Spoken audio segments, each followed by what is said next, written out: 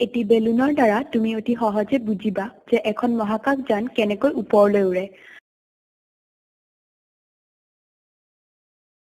8 centimetre দৈৰ্ঘ্যৰ এডাল straw লোৱা আৰু 5 মিটাৰ দৈৰ্ঘ্যৰ এডাল সূতা ষ্ট্ৰৰ মাজেৰে পাৰ কৰা।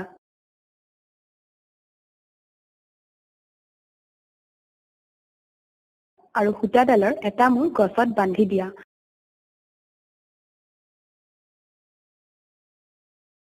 এতিয়া সূতাৰ আনটো মূৰ বিপৰীত ফালে আনি এটা বেলুন ফুলাই চেলো টেপেৰে ষ্ট্ৰৰ ওপৰত বেলুনটো লগাই দিয়া। এখন হাতেৰে বেলুনৰ মুখখন ধৰি থাকিবা, আনখন হাতেৰে সূতাডাল জোৰকৈ টানি বেলুনৰ মুখখন এৰি দিয়া। চোৱা, বেলুনটো ৰকেটৰ নিচিনাকৈ আগলৈ উৰি গ'ল।